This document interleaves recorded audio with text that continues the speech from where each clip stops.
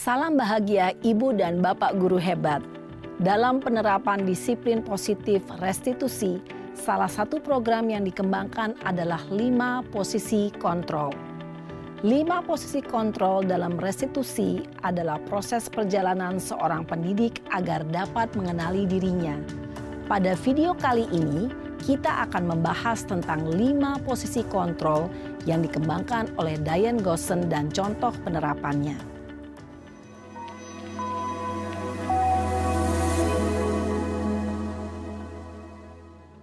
5 posisi kontrol itu adalah 1. Posisi penghukum.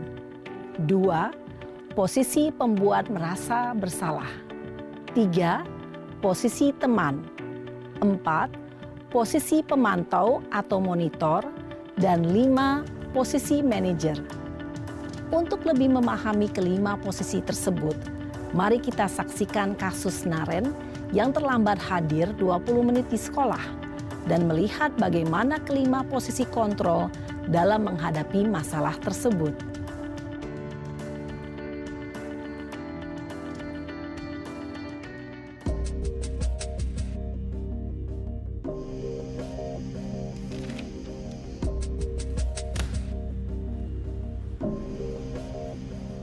Naren! Sini kamu!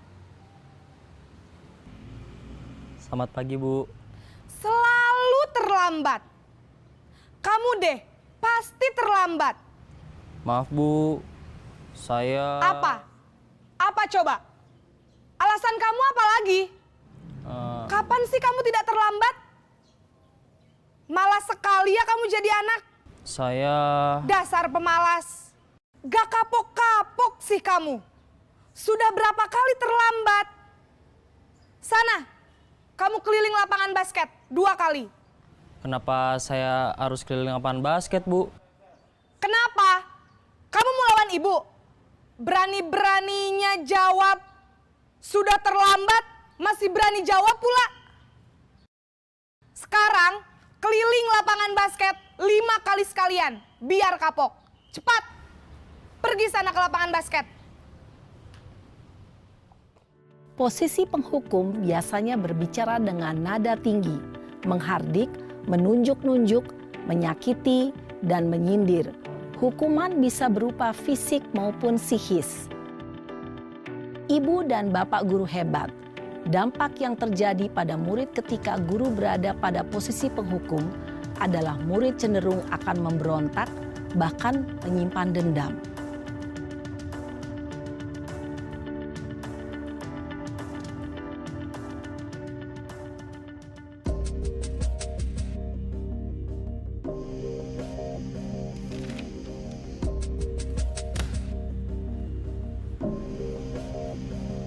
Naren!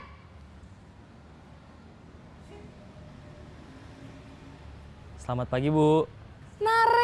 Naren. Kamu kenapa terlambat lagi, nak? Ya Tuhan, Naren. Kamu senang ya bikin ibu susah ya? Kalau kamu terlambat lagi, nanti ibu yang ditegur bapak kepala sekolah, nak.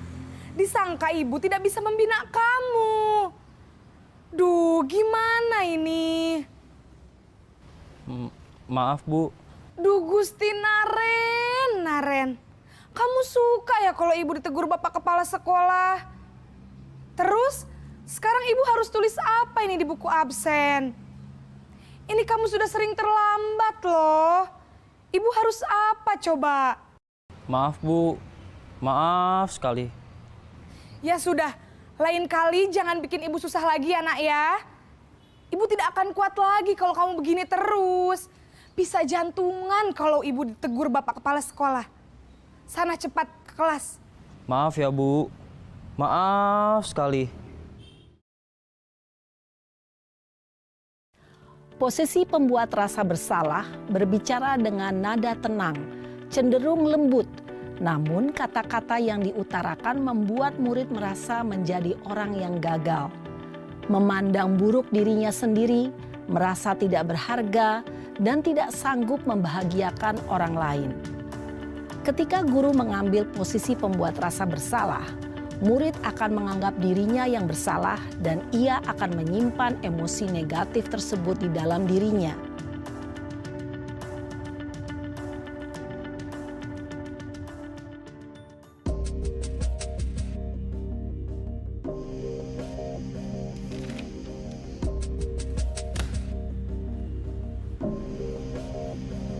Naren!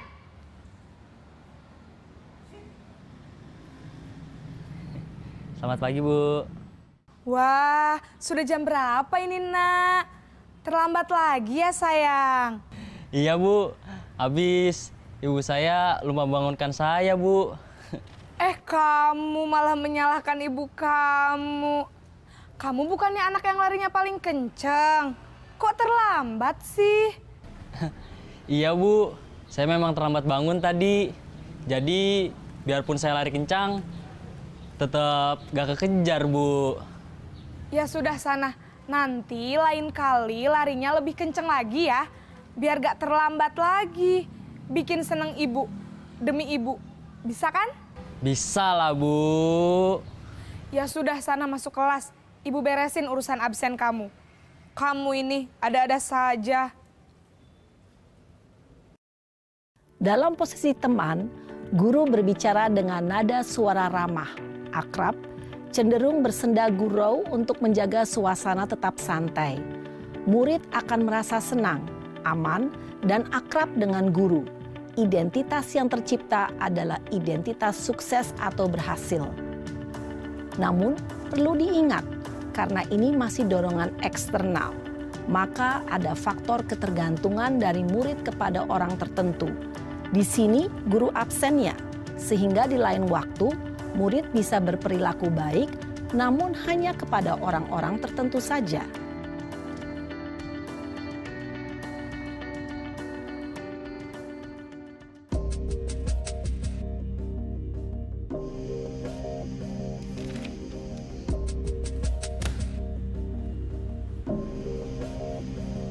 Naren!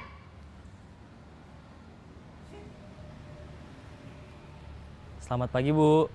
Naren, apa peraturan sekolah kita tentang jam berapa kita harus masuk sekolah, Nak? Kita harus di sekolah jam 7, Bu. Iya, betul. Sekarang sudah jam 7.20. Naren sudah tahu konsekuensinya jika terlambat hadir. Paham, Bu. Saya harus tinggal kelas pas jam istirahat selama 20 menit. Iya, benar. Konsekuensinya demikian.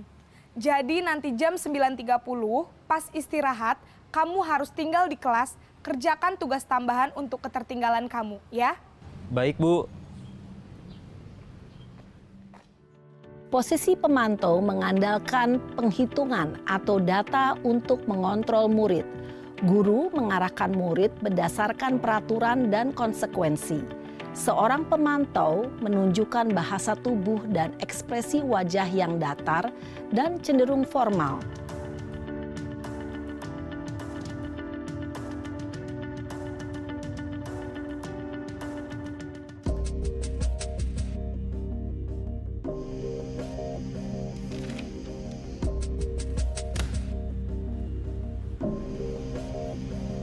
Naren!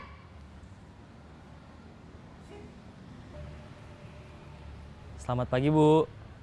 Selamat pagi, Naren. Maaf, Bu. Saya terlambat. Iya, sekolah masuknya jam 7, sekarang sudah jam 7.20. Jadi sekarang bagaimana ini, Naren? Maaf, Bu. Saya lupa setel alarm saya semalam. Baiklah, menurut kamu, keyakinan sekolah yang mana yang perlu kamu tingkatkan?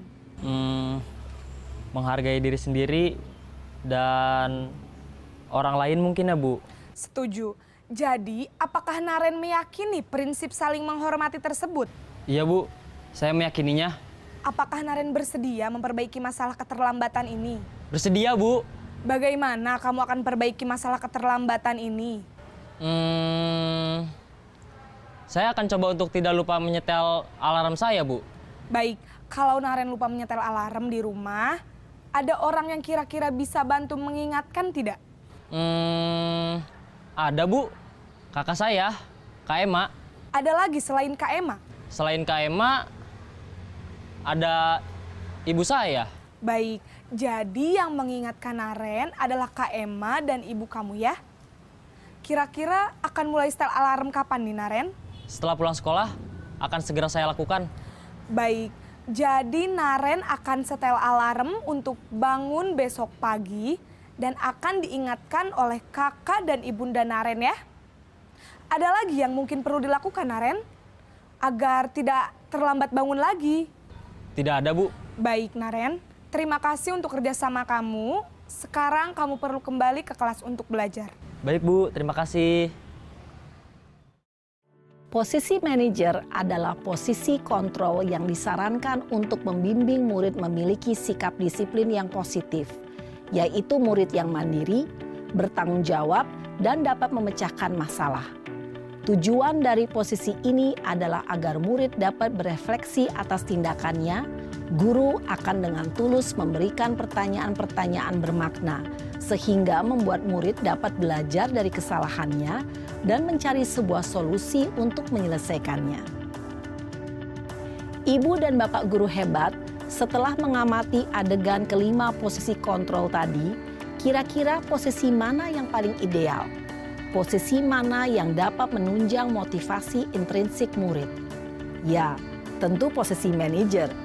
Posisi ini memang posisi ideal yang ingin dituju setiap pendidik.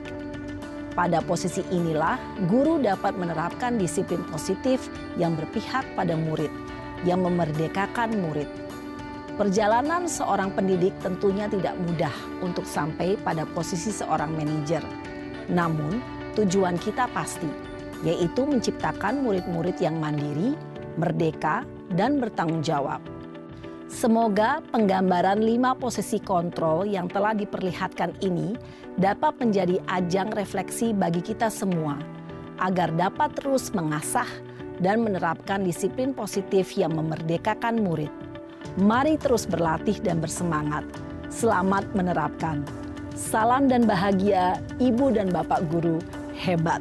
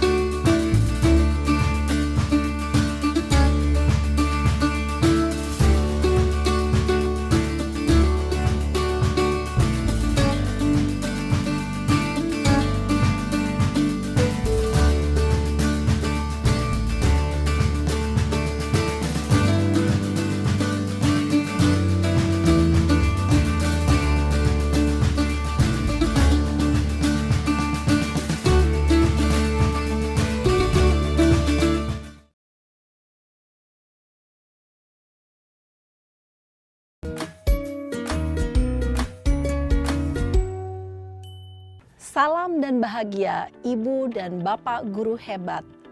Pada video kali ini kita akan membahas tentang salah satu program disiplin positif yang diterapkan di lingkungan sekolah yang dikenal dengan nama restitusi.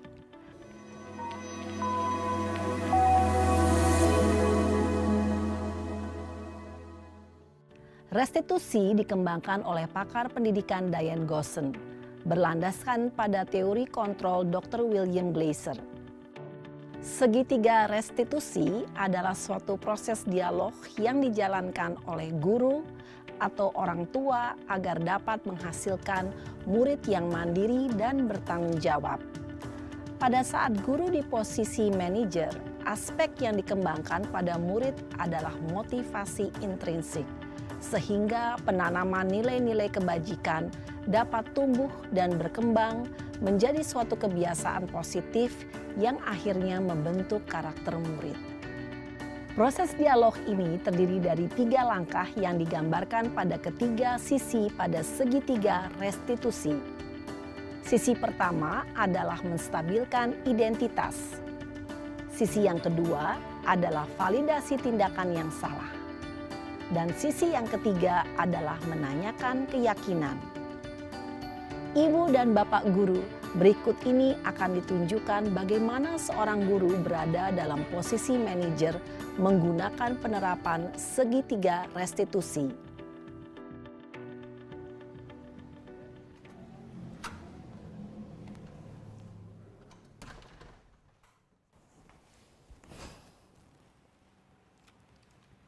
Siang, Sarah. Siang, Pak. Sudah lama nggak ketemu Sarah. Kenapa hari ini ada di sini? Kesel, Pak. Kesel banget. Masa aku dikatain tukang fitnah, Pak? Ya aku marah lah. Aku balik ngatain Eka di depan kelas. Kesel banget. Oh, begitu.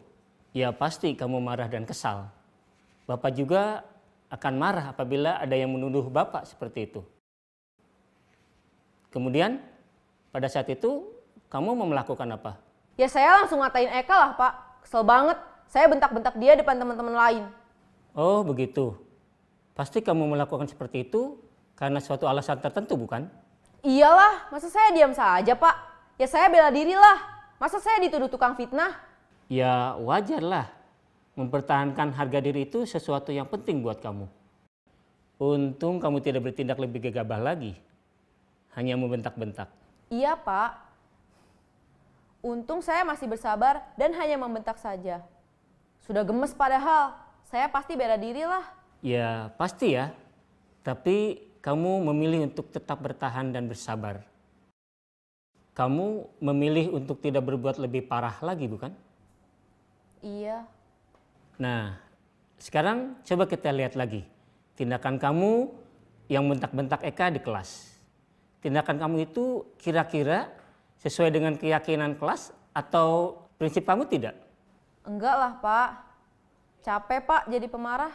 Jadi keyakinan atau prinsip mana yang kurang sesuai dengan keinginan kamu? Ya, saya sebenarnya sangat menghargai orang lain. Mungkin saat itu saya menjadi emosi, jadi tidak menunjukkan sikap itu. Kamu meyakini tidak? Menghargai orang lain itu penting buat kamu. Yakinlah, Pak. Iya, setuju. Kita harus saling menghargai. Namun, ada juga keyakinan yang kita sepakati yang perlu kita jalankan apabila kita sedang marah, bukan? Ya saya bisa lebih proaktif, mulai dengan diri sendiri. Saya bisa jadi lebih bersabar, mengambil waktu jeda untuk berpikir mau apa selanjutnya. Kira-kira kamu bersedia memperbaiki masalah ini tidak? Bersedia, Pak. Kalau kamu memperbaiki masalah ini, kamu akan menjadi orang seperti apa? Saya akan menjadi orang yang bertanggung jawab kali ya, Pak. Dan senantiasa proaktif. Iya, menurut kamu bagaimana rasanya menjadi orang seperti itu? Ya nyaman lah, bangga bisa bersabar dan menahan diri. Baiklah kalau begitu. Yuk kita pikirkan bagaimana memperbaiki masalah ini.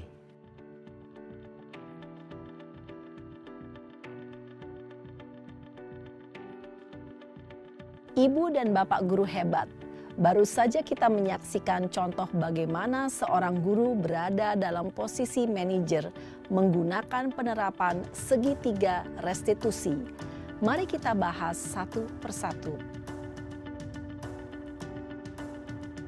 Pada sisi pertama, menstabilkan identitas berdasarkan pada prinsip bahwa membuat kesalahan adalah bagian dari proses pembelajaran. Sisi pertama dari segitiga ini berperan menggeser identitas murid dari identitas gagal ke identitas sukses. Murid yang sedang bertingkah laku yang tidak pantas atau menarik diri saat itu sedang mengalami identitas gagal. Bila kita mengkritiknya, maka posisinya tidak akan berubah. Kita bisa mengajukan pernyataan-pernyataan ini. 1. Membuat kesalahan sesuatu yang wajar.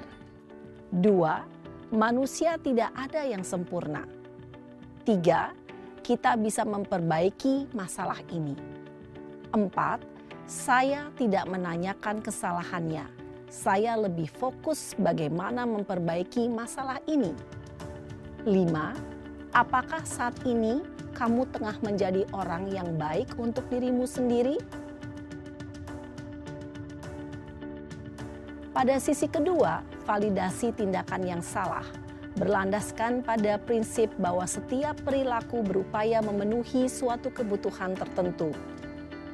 Guru yang telah memahami teori kontrol akan bergeser dari pemikiran stimulus respon menjadi proaktif dan mencoba untuk mengenali tujuan dari perilaku murid. Mengenali dan mengakui kebutuhan murid ini dapat memperbaiki hubungan dengan murid tersebut. Pernyataan atau pertanyaan bisa disampaikan dengan nada suara tidak menghakimi atau memojokkan, sehingga dapat mengembalikan murid pada posisi positif. 1. Kamu bisa saja bertindak lebih gegabah lagi dari ini. 2. Kamu bukan melakukannya tanpa suatu alasan tertentu. 3. Kamu melakukannya karena mempertahankan sesuatu yang penting bagimu. 4. Mungkin kamu bisa mempelajari suatu perilaku baru yang lebih efektif. Bersediakah kamu mempelajarinya? Selanjutnya, kita akan simak sisi terakhir, yaitu menanyakan keyakinan. Teori kontrol menyatakan bahwa pada dasarnya kita termotivasi secara intrinsik. Pada saat perilaku yang salah telah divalidasi dan identitas sukses telah stabil, maka murid telah siap mengaitkan keyakinan-keyakinannya dengan tindakannya yang salah dan pemikirannya telah bergeser ingin menjadi orang yang dituju. Pertanyaan-pertanyaan ini dapat mengaitkan keyakinan-keyakinan yang dianut murid. 1. Sebagai keluarga atau kelas, apa yang kita yakini? 2. Nilai-nilai apa yang telah kita sepakati? 3. Seperti apa gambaran sebuah kelas yang ideal bagi kamu? 4. Kamu ingin menjadi orang seperti apa?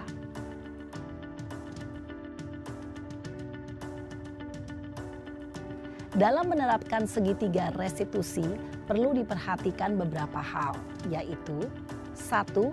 Perilaku yang salah perlu dikaitkan dengan nilai-nilai atau keyakinan-keyakinan yang telah disepakati atau dituju. 2. Kesediaan orang yang melakukan kesalahan untuk memperbaiki masalah. 3. Pemecahan masalah sebisa mungkin relevan atau memiliki hubungan dengan masalah yang ada. 4. Usaha. Perlu adanya suatu usaha perbaikan dari pihak yang berbuat kesalahan. 5. Waktu. Perlu didedikasikan waktu dari pihak yang berbuat kesalahan. Tanyakan kapan akan mulai diberlakukan usaha untuk memperbaiki masalah. Dengan memahami struktur penerapan segitiga restitusi, diharapkan guru dapat menerapkan posisinya sebagai manajer dengan mengajukan pertanyaan-pertanyaan bermakna yang dapat membuat murid menjadi lebih percaya diri, bertanggung jawab, dan mandiri.